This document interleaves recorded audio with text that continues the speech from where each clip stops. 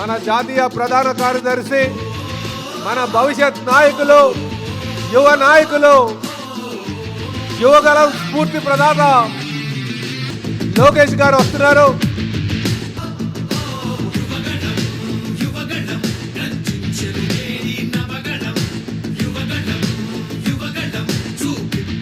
యువ నాయకులు లోకేష్ గారికి స్వాగతం, సుస్వాగతం.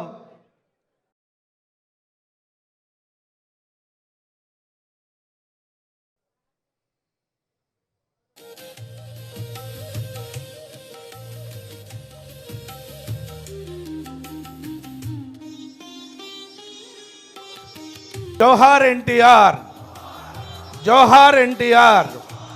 చంద్రబాబు గారి నాయకత్వం, చంద్రబాబు గారి నాయకత్వం.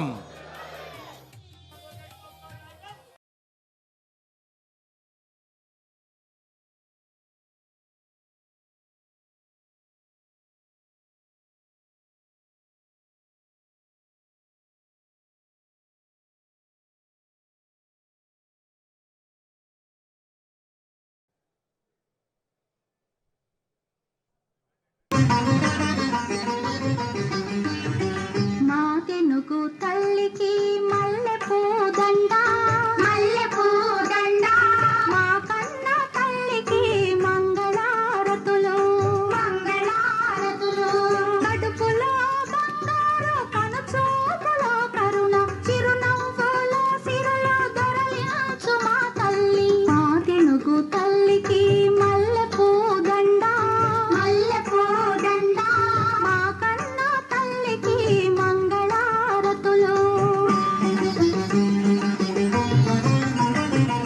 గలగల గోదారి కదలిపోతుంటేను, బిరబిరా కృష్ణమ్మ పరుగులిడుతుంటేను, బంగారు పంటలే పండుతాయి, మురిపాల ముత్యాలు దొరలుతాయి.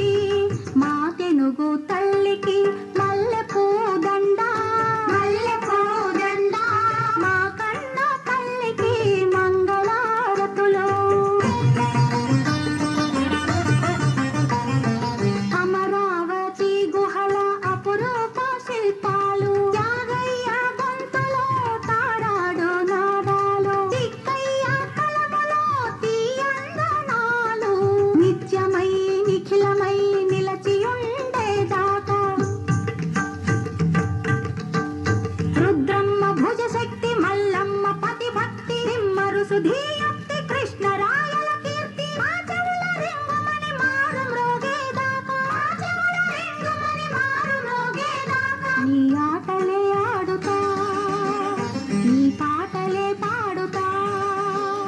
జై తెలుగు తల్లి, జై తెలుగు తల్లి, జై తెలుగు తల్లి, జై తెలుగు తల్లి, జై తెలుగు తల్లి, జై తెలుగు తల్లి.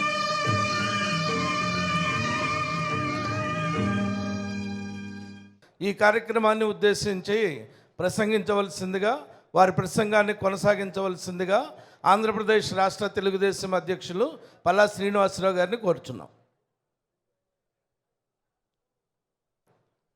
సభకు నమస్కారం. మరి ఈరోజు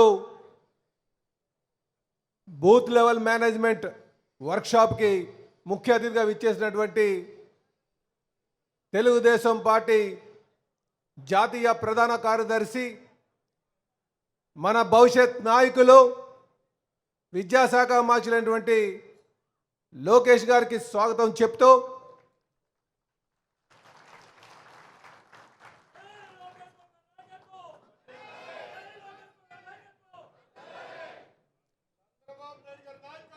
వర్ధిల్లాలి, వర్ధిల్లాలి. అతిరథ మహారాజులందరికీ కూడా పేరు పేరున నా నమస్కారాలు తెలియజేసుకుంటున్నా. అలాగే ఈ కార్యక్రమానికి సుమారు 900 మంది మన నాయకుల్ని ఆహ్వానించి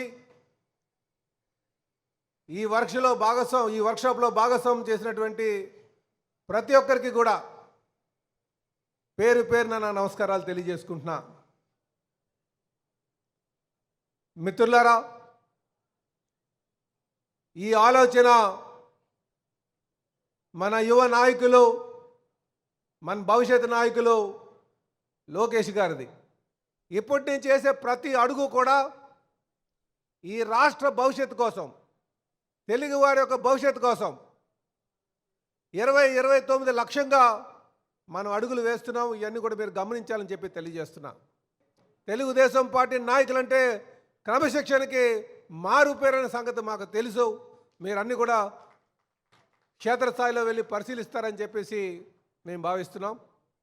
కనుక మీరు పార్టీ ఇచ్చినటువంటి బాధ్యత సక్రమంగా చేసి మళ్ళీ తిరిగి మనకు తెలియజేయాలి. ఇందులో పాల్గొన్నటువంటి ప్రతి ఒక్కరికి కూడా పేరు పేరున నా నమస్కారాలు తెలియజేసుకుంటాను. జై తెలుగుదేశం, జై తెలుగుదేశం, జై తెలుగుదేశం. నారా చంద్రబాబు గారి నాయకత్వం, నారా చంద్రబాబు గారి నాయకత్వం, నారా చంద్రబాబు గారి నాయకత్వం, మన యువ నాయకుడు లోకేష్ గారి నాయకత్వం, మన యువ నాయకుడు లోకేష్ గారి నాయకత్వం.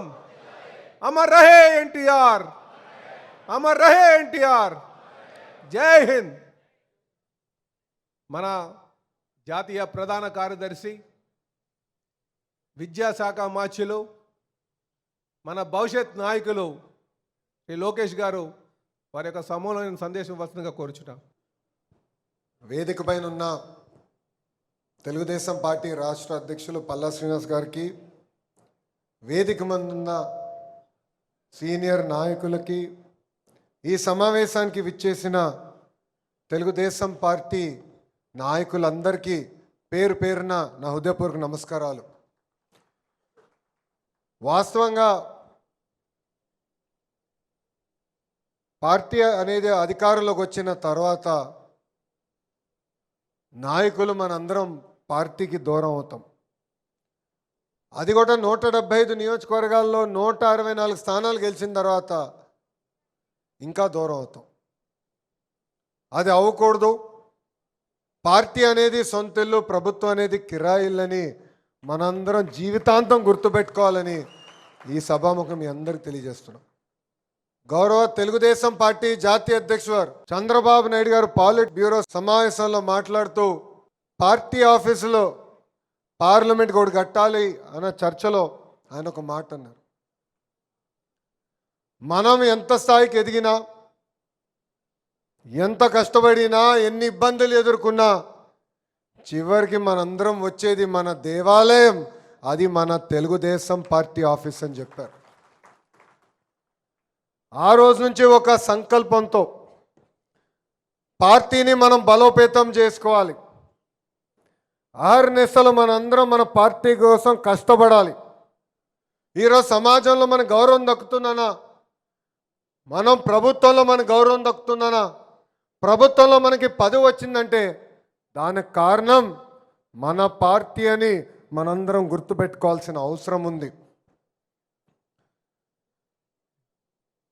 తెలుగుదేశం పార్టీకి బూత్ అనేది గుండెకాయ లాంటిది. 2019 ఎన్నికల దగ్గర నుంచి బూత్ వారిగా మన పర్ఫార్మెన్స్ ఎలా ఉంది, వేవ్ వచ్చిన కొన్ని కారణాల వల్ల మనం బూతులు గెలవట్లేదే, దానికి కారణాలు ఏంటి, గ్రామ స్థాయి నుంచి కాదు బూత్ స్థాయి నుంచి పార్టీకి మళ్ళీ మనం పునర్నిర్మాణం చేసుకోవాల్సిన అవసరం ఉందని లక్ష్యంతో ఈ కార్యక్రమం అందరం చేయబడటం జరుగుతుంది. ఎప్పుడైతే బూతులు బలంగా ఉంటే అప్పుడే తెలుగుదేశం పార్టీ అనేది బలంగా ఉంటుంది. ఇక్కడ ఎంతోమంది సీనియర్లు ఉన్నారు, ఇక్కడ చాలామంది ఫ్రెషర్స్ కూడా ఉన్నారు. నేను నా సొంత నియోజకవర్గం మంగళగిరిలో కూడా పర్యటించినప్పుడు 1982 బ్యాచ్ అని చెప్పుకునేవారు ఉంటారు,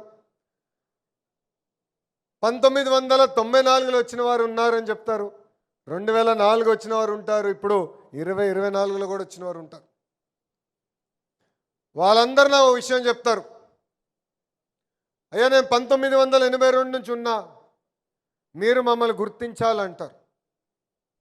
నేను పదే పదే అన్ని సమావేశాలు ఒక మాట చెప్తున్నా, సీనియర్ని జూనియర్ని గౌరవిస్తా, పనిచేసే వాళ్ళని నేను ప్రోత్సహిస్తానని చెప్తాను జరుగుతుంది. పార్టీ ఏ కార్యక్రమానికి పిలిపించినా మనం పనిచేసిన రోజే పార్టీ బలోపేతం అవుతుంది. పాదయాత్రలు ఇక్కడ ఉన్న చాలామంది నాతో నడిచారు. ఆనాడు మీరే చెప్పారు, అయ్యా ఫోటో దిగే వాళ్ళకి పనిచేసే వాళ్ళకి తేడా మీరు చెప్పాలని. ఆ రోజే చెప్పారు, టెక్నాలజీ తీసుకొస్తాం, టెక్నాలజీతో జోడించి మనం పనిచేస్తేనే పనిచేసిన వాళ్ళకి పనిచేయని వాళ్ళకి తేడా తెలుస్తుంది నాకని చెప్పారు. ఎందుకంటే మనది ఒక పెద్ద కుటుంబం, 1 కోటి మంది సభ్యులున్న కుటుంబం మంది. పార్టీకి నేరుగా ఎవరు పనిచేశారు ఎవరు పనిచేయలేదు తెలియాలంటే టెక్నాలజీతో జోడించిన తర్వాతనే మనం తెలుసుకోగలుగుతాం. ఈరోజు పల్లన్న పార్టీ అధ్యక్షులుగా, నేను పార్టీ ప్రధాన కార్యదర్శిగా మీ ముందల నుంచి మేము మాట్లాడలా.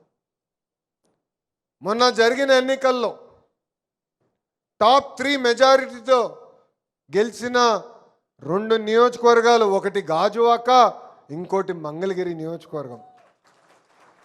అంటే ఒక అనుభవంతో కష్టాల నుంచి నియోజకవర్గాన్ని ఎటు బయటికి తీసుకురావాలి, బూత్ స్థాయి నుంచి సంస్థగత నిర్మాణం బలంగా ఉంటే పార్టీ ఎంత బాగుంటుందనే దానికి మీ ముందర మేము ఒక ఉదాహరణగా నుంచుంటున్నాం. మీరు కానీ ఒక్కసారి చూస్తే 1980 తర్వాత మంగళగిరి నియోజకవర్గంలో తెలుగుదేశం పార్టీ జెండా ఎగరలేదు. అంటే సుమారుగా 40 సంవత్సరాలు ఒక ఛాలెంజ్గా తీసుకున్నా. కానీ 2019లో నేను ఓడిపోయా. 5300 ఓట్లతో నేను ఓడిపోయా. ఓడిపోయిన రోజు నాకు బాధ కలిగింది. అరే లాస్ట్లో వచ్చినా తిరిగామే, గల్లీ గల్లీ తిరిగామే, ఎందుకు గెలవలేదన్న బాధ కలిగింది. కానీ ఆ రోజు నుంచి ఆ బాధ ఆవేదన నాలో కసి పెంచింది. ఎట్టి పరిస్థితుల్లో ఎక్కడైతే ఓడిపోయామో అక్కడనే కష్టపడాలి, గెలవాలి, తెలుగుదేశం పార్టీ జెండా ఎగరేయాలి లక్ష్యంలో ఆ రోజు నుంచి పనిచేశాం. కార్యకర్తలతో సమావేశం పెట్టుకున్నాం, బూత్ వారీగా సమీక్ష చేశాం. బూత్ నుంచి ఎట్లా పార్టీని బలోపేతం చేయాలని దానిపైన మేము అందరం చర్చించాం. ఆ చర్చ తర్వాత ఏదైతే మేము అనుకున్నామో అది తూచా తప్పకుండా 4 సంవత్సరాలు మేము అమలు చేశాం. ఎంతోమంది ఎన్నో చెప్పారు, చాలామంది ఇక్కడున్న పెద్దవాళ్ళు కూడా చెప్పారు, 2 నియోజకవర్గాల్లో పోటీ చేస్తే బాగుంటుంది నువ్వని. ఆ రిస్క్ మళ్ళీ నువ్వు తీసుకోదని నాకు చెప్పారు. కానీ ఆనాడే చెప్పా, సంస్థగత నిర్మాణం నమ్ముకున్న వాడిని. పార్టీ అనేక సార్లు చెప్పింది, సంస్థగత నిర్మాణం బలంగా ఉంటే తప్పనిసరిగా మనం గెలుస్తామని, మళ్ళీ గెలిచి నేను చూపిస్తాను సార్ మీకు అని ఆనాడే చెప్పా. ఈరోజు మీరు చూస్తే 5 జోన్లో 4772 బూతుల్ని బలోపేతం చేయాలని మనం గుర్తిస్తాం జరిగింది.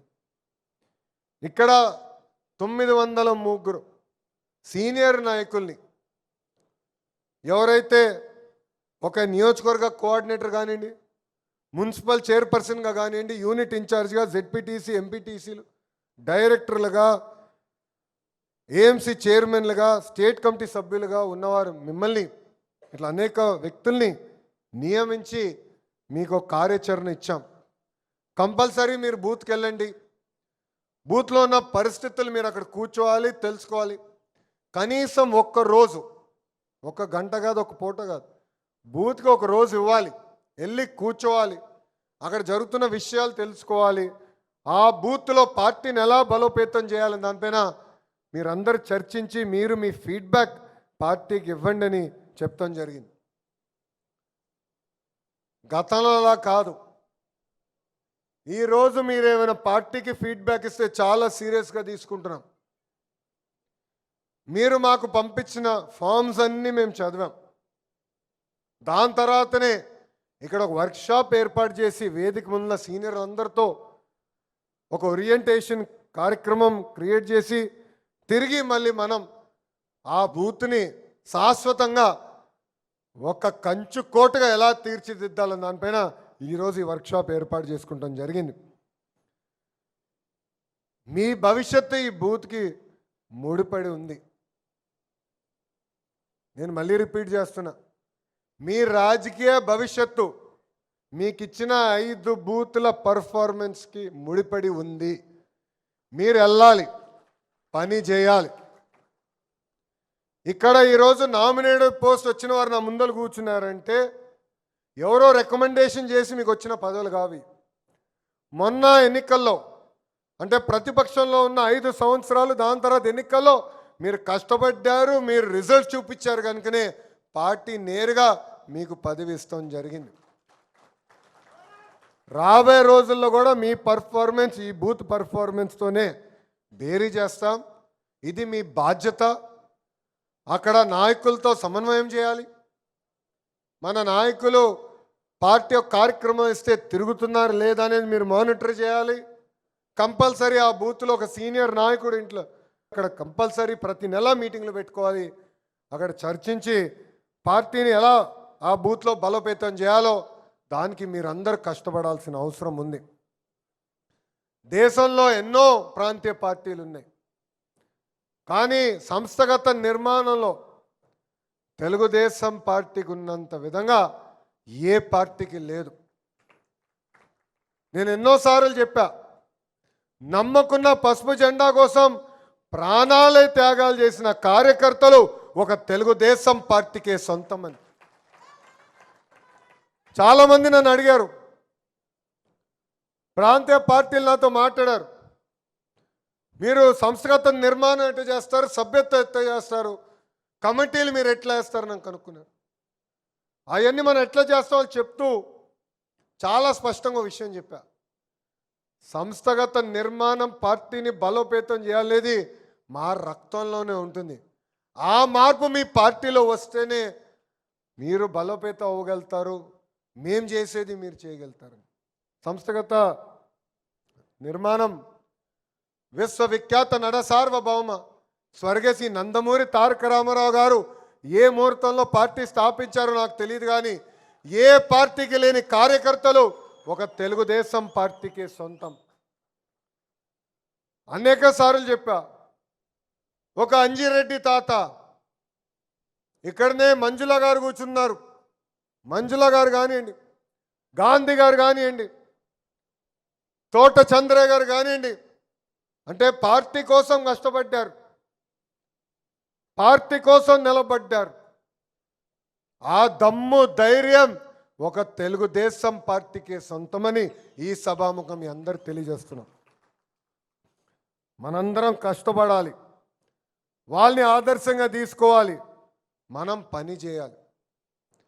ఈరోజు సంక్షేమం గురించి మనందరం మాట్లాడుతున్నాం. దానికి కారణం అన్న ఎన్టీఆర్. అసలు సంక్షేమం అంటే చేసి చూపించిన వ్యక్తి అన్న ఎన్టీఆర్. 2 రూపాయల కిలో బియ్యం కానివ్వండి, జనతా వస్త్రాలు కానివ్వండి, ఇట్లా అనేక సంక్షేమ కార్యక్రమాలు ఆయన చేసి చూపించారు. అవన్నీ కూడా దానికి అదనంగా ఈరోజు మనం చేసి మన కార్యక్రమాలు ముందలు తీసుకెళ్తాం కూడా జరుగుతుంది. ఇంకో పక్కన మన అధ్యక్షులు చంద్రబాబు నాయుడు గారు ఈరోజు తెలుగు జాతి గురించి ప్రపంచం మొత్తం మాట్లాడుతున్నారంటే దానికి కారణం 3 అక్షరాల వ్యక్తి, అది మన సిబిఎన్. ప్రజల మంది అంత మెజార్టీ గెలిపించారంటే అభివృద్ధి చేసి చూపిస్తారు, వాళ్ళ పిల్లలకు ఉద్యోగాలు కల్పిస్తారు అని ఒక భరోసాతో, ఒక ఆశతో మనం గెలిపిస్తాం జరిగింది. ఆనాడు సైబరాబాద్ తయారు చేస్తే చాలామంది ఎగతాళిగా మాట్లాడారు, కంప్యూటర్ అన్నం పెడుతుందా అని. ఈరోజు అదే ఐటీ కోట్లాది మందికి ఉద్యోగాలు కల్పిస్తుంది. అందుకే ఆయన విజనరీ అంటారు చాలామంది.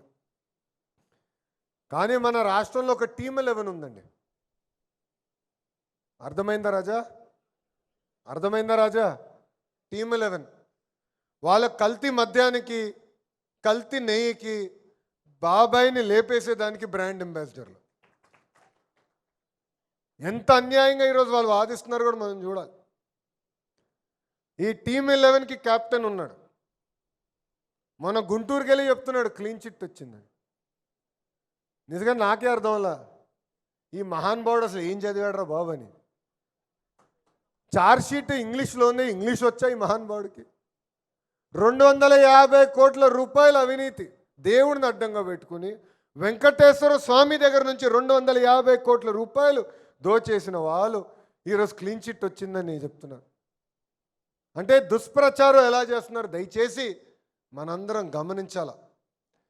సంక్షేమం చేస్తాం, అభివృద్ధి చేస్తాం, దాంతోపాటు ప్రతిపక్షంలో ఉన్న ఈ టీమ్ 11 చేస్తున్న తప్పుడు ప్రచారాన్ని తిప్పికొట్టాల్సిన బాధ్యత కూడా ఇక్కడున్న మనందరి పైన ఉంది.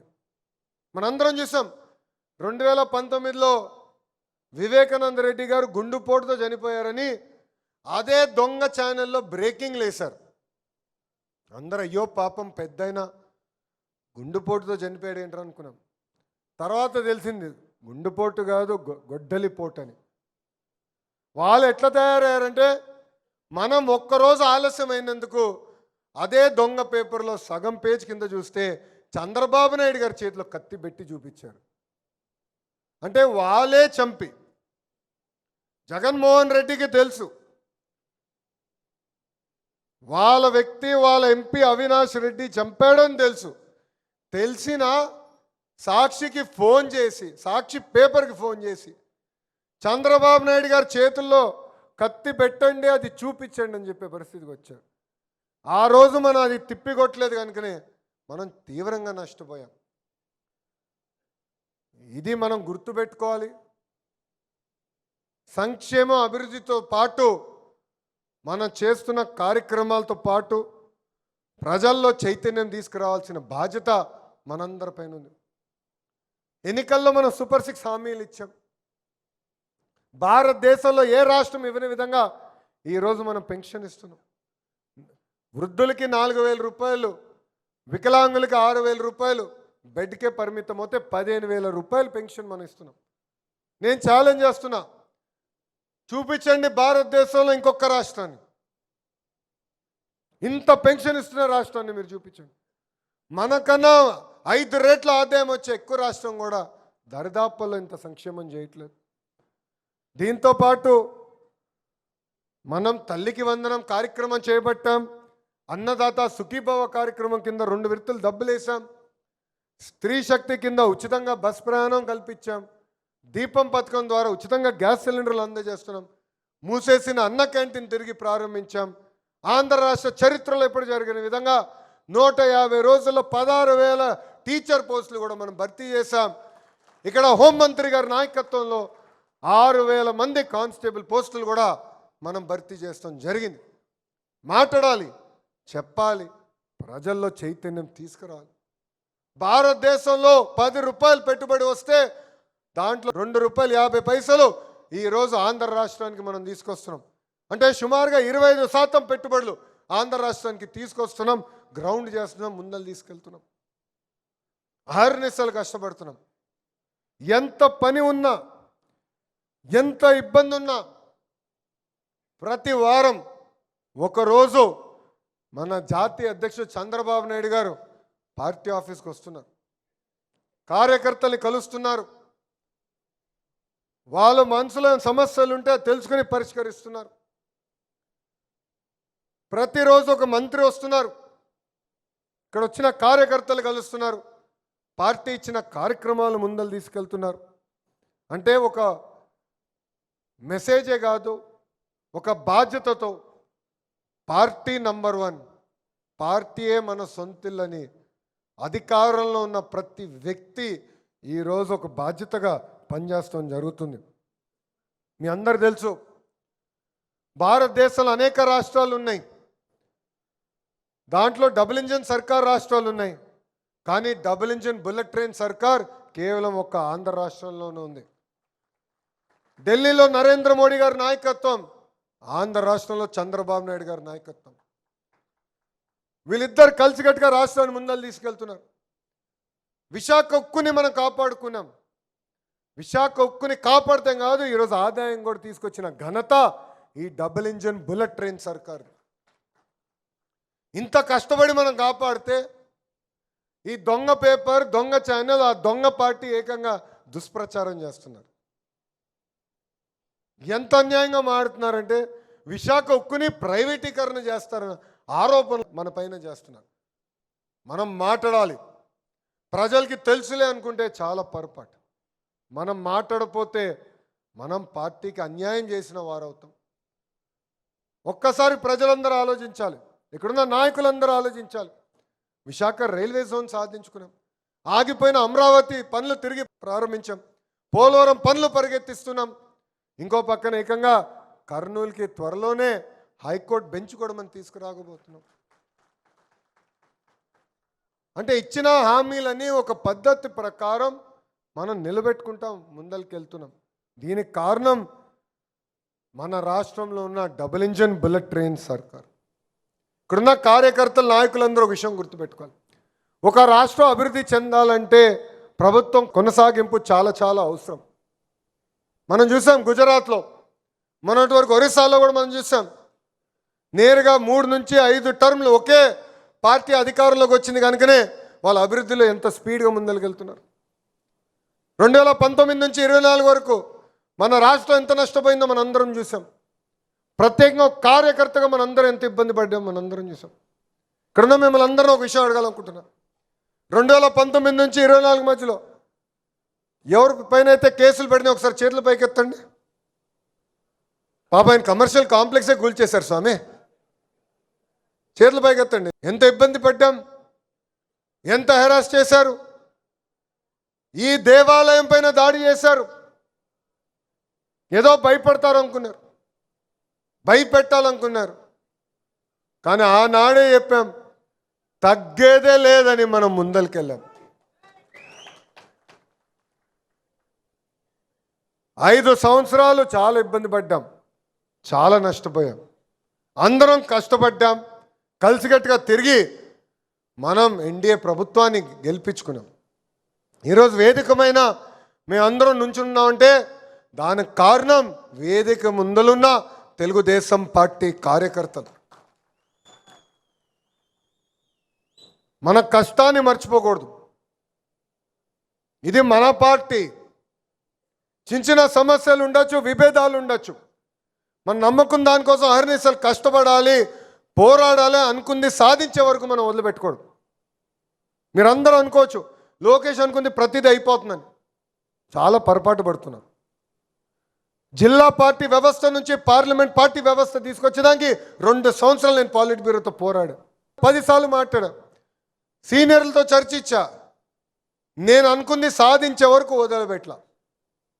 మీరు కూడా పోరాడాలి, మాట్లాడాలి. మండల స్థాయిలో మాట్లాడాలి, నియోజకవర్గ స్థాయిలతో మాట్లాడాలి, పార్లమెంట్ స్థాయిలో మాట్లాడాలి. అవసరమైతే ఇన్ఛార్జ్ మంత్రితో కూర్చోవాలి, చర్చించాలి. మనం అనుకుంది సాధించే వరకు వదిలిపెట్టకూడదు. ఇది గుర్తుపెట్టుకోవాలి. అంతేగాని అలిగి ఇంట్లో పడుకుంటే నష్టపోయేది మనమే. కోవిడ్ కన్నా దారుణమైన జబ్బు ఒకటి ఉందండి. ఆ జబ్బు అలక. మనం అనుకుంది అవ్వలేదని అలుగుతే నష్టపోయేది మనం, మన పార్టీ, మన రాష్ట్రం. 5 సంవత్సరాలు ఎంత నష్టపోయాం మనందరం చూసాం. కార్యకర్తగా మనం నష్టపోయాం, ఆంధ్ర రాష్ట్ర ప్రజలు నష్టపోయారు. ఒక అలకవల. ఇది మనందరం గుర్తుపెట్టుకోవాల్సిన అవసరం ఉంది. అలక పక్కన పెట్టాలి, నమ్మకం దానికోసం పోరాడాలి, చర్చించాలి, పార్టీని సమర్థవంతంగా ముందుకు నడిపించాలి. ఇక్కడున్న కార్యకర్తలు అందరికీ ఒక విషయం చెప్తున్నాం. విడాకులు ఉండవు, మిస్ఫైర్లు ఉండవు, క్రాస్ ఫైర్లు ఉండవు. ఏమైనా సమస్య ఉంటే 3 పార్టీలు కూర్చుంటాం, మేము చర్చిస్తాం. ఇది గ్రామ స్థాయి వరకు మనందరం పాటించాల్సిన అవసరం చాలా చాలా ఉంది. పవన్ అన్న కూడా చాలా స్పష్టంగా చెప్పారు. 1 కాదు, 2 కాదు, 3 టర్ములు అంటే కనీసం 15 సంవత్సరాలు కలిసికట్టుగా ముందరికెళ్తేనే దారి తప్పిన రాష్ట్రాన్ని సరైన దారిలో మనం పట్టుకెళ్తాం. మనం ఇది మనం అందరం గుర్తుపెట్టుకోవాలి. కలిసికట్టుగా పనిచేయాలి. అంతేగాని ఆ దొంగ పార్టీకి ఒక దొంగ అలవాటు ఉంది. అది అబద్ధం కూడా అద్భుతంగా చెప్తారండి. మనం చూసాం కదా, దొంగ అబ్బాయి ఎంత అద్భుతంగా చెప్పాడండి అబద్ధం. క్లీన్ చిట్ వచ్చేసిందంట, ఏమీ దొరకలేదంట. నిజం కూడా మనం అంత బాగా చెప్పలేం రాబాయ్. నిజం కూడా మనం అంత బాగా చెప్పలేం, అబద్ధం అంత బాగా చెప్తాడు. ఇది మన అందరం గుర్తుపెట్టుకోవాలి. వాళ్ళు చేస్తున్న దుష్ప్రచారం మనందరం గుర్తుపెట్టుకోవాలి. వాళ్ళు ఇప్పుడు కొత్త ప్రయత్నం చేస్తున్నారు. జనసేన భారతీయ జనతా పార్టీ ముసుగులో ఏదో ప్రెస్ రిలీజులు ఇచ్చేద్దాం, లేదంటే వాళ్ళ పేరు పైన ఫేస్బుక్ ఎక్స్ పేజీలు తయారు చేసి తెలుగుదేశం పార్టీ కార్యకర్తల నాయకుల్ని తిడితే మన మధ్యలో విద్వేషాలు రెచ్చగొట్టేదానికి ప్రయత్నిస్తున్నాం. అందరం అప్రమత్తంగా ఉండాలి. ఇది మనం తిప్పికొట్టాలని ఈ సభాముఖంగా నేను మిమ్మల్ని అందరినీ కోరుతున్నాం. ఇప్పటికీ నేను చాలా మాట్లాడాను. చివరిగా 2 విషయాలు మీకు చెప్పదలుచుకున్నా. మై టీడీపీ యాప్ డౌన్లోడ్ చేసుకున్న వాళ్ళందరూ చేతులు పైకెత్తండి, చేతులు నింపండి. ఇంకా మై టీడీపీ యాప్ డౌన్లోడ్ చేయని వాళ్ళు చేతులు పైకెత్తండి. యాప్ ఎందుకు డౌన్లోడ్ చేయాలంటే మీకు ఏ పని ఇచ్చినా యాప్ ద్వారా తెలియజేస్తాం. మీరు చేసినప్పుడు పార్టీ కూడా మీరు తెలియజేయాల్సిన అవసరం. ఎస్, ఇక్కడికి వెళ్ళాను, ఈ కార్యక్రమం చేశాను. మై టీడీపీ యాప్ ద్వారా మీరు పార్టీకి కూడా తెలియజేసాక అవకాశం ఉంటుంది. దయచేసి ఇక్కడ అందరూ యాప్ని వాడాలి. పార్టీతో అనుసంధానం అవ్వాలంటే మై టీడీపీ ఒక అస్త్రం. టెక్నాలజీ అనేది చాలా చాలా అవసరం. అందుకే మిగిలిన 2-3 ఎవరైతే డౌన్లోడ్ చేసుకోలేదో మీటింగ్ అయిన తర్వాత డౌన్లోడ్ చేయండి. డౌట్ ఉందంటే party of the technical team ఉంది, వాళ్ళు మిమ్మల్ని గైడ్ చేస్తారు. రాబోయే రోజుల్లో మీకు ఏ కార్యక్రమం ఇచ్చినా మై టీడీపీ యాప్ ద్వారానే ఇస్తాం. మీరు పార్టీకి కార్యక్రమం చేశారని తెలియజేయాలంటే ఆ యాప్ ద్వారానే తెలియజేయాలి. అప్పుడే మాకు తెలుస్తుంది ఎవరు చేస్తున్నారు, ఎవరు చేయట్లేదు. అంతేగాని వాట్సాప్ ద్వారా నాకు పెడితే నేను ఎన్నని గుర్తుపెట్టుకోగలుగుతా, ఎన్నని నేను చూడగలుగుతాను. పార్టీ ఒక వ్యవస్థలాగా నడవాలి. దయచేసి ఇచ్చిన ప్రతి కార్యక్రమం తూచా తప్పకుండా అమలు చేసి మై టీడీపీ యాప్లో అప్లోడ్ చేయమని ఈ సభాముఖంగా మేము కోరుతున్నా. బూత్ బలోపేతం అనేది పవిత్రమైన కార్యక్రమం. దాంట్లో మీరు అందరూ భాగస్వామ్యం అయినందుకు నా హృదయపూర్వక ధన్యవాదాలు తెలియజేసుకుంటున్నా. ఎందుకంటే కుప్పం నుంచి వచ్చిన వారు కూడా ఇక్కడ నాకు కంపడుతున్నారు. తెలుసురా భయ్, కంపడారు, చేతులు ఎత్తాల్సిన అవసరంలే. కుప్పం నుంచి వచ్చిన వారు ఉన్నారు, ఇచ్చాపూర్ నుంచి వచ్చిన వారు కూడా ఉన్నారు, చేతులు ఎత్తుతున్నారు. చూసా, అన్ని ప్రాంతాల నుంచి వచ్చారు, సొంత ఖర్చు పెట్టుకుని వచ్చారు, ఒకరోజు ట్రైనింగ్ కోసం వచ్చారు. మీ అందరికీ నా హృదయపూర్వక ధన్యవాదాలు తెలియజేస్తున్నా. కలిసికట్టుగా పార్టీని బలోపేతం చేద్దాం. మా ఆఫీసు కూడా చెప్పా, ఎప్పుడన్నా టైం ఒత్తిడి వస్తుంది, ప్రభుత్వం కార్యక్రమాలు చేయాలని ఒత్తిడి వస్తుంది. మొన్న కూడా నాకు ముఖ్యమంత్రి గారి కార్యాలయం నుంచి ఈరోజు ఒక శంకుస్థాపన ఉందంటే క్షమించండి నేను రాలేనని చెప్పాను. ఈరోజు పార్టీ ఆఫీస్కి ఇచ్చిన రోజు నాకు చాలా స్పష్టంగా తెలుసు. పార్టీ ఆఫీస్కి నేను ఒక రోజు ఇస్తే నేను ఇంక వేరే ఏ పని పెట్టుకొని వచ్చి పార్టీ కోసం మేము పనిచేయాల్సిన అవసరం ఉంది. క్షమించండి, పార్టీ ఆఫీస్కి వెళ్తున్నా, పార్టీ కార్యక్రమాలు చేస్తున్నానని చెప్తాం కూడా జరిగింది. అంటే ఒక పవిత్రమైన బాధ్యత మన అందరిపైన ఉంది. ఈరోజు సమాజంలో మనకి ఇంత గౌరవం వస్తుందంటే దానికి కారణం ఈ దేవాలయం. దయచేసి ఇది గుర్తుపెట్టుకోవాలని ఈ సభాముఖం మిమ్మల్ని అందరినీ నేను కోరుకుంటూ, నాకు ఇంత అద్భుతమైన అవకాశం ఇచ్చిన మీ అందరికీ పేరు పేరున నా హృదయపూర్వక ధన్యవాదాలు తెలుపుకుంటూ మీ అందరి దగ్గర నుంచి సెలవు తీసుకుంటున్నాను. జోహార్ అన్న ఎన్టీఆర్, జోహార్ అన్న ఎన్టీఆర్. చంద్రబాబు నాయుడు గారి నాయకత్వం, చంద్రబాబు నాయుడు గారి నాయకత్వం.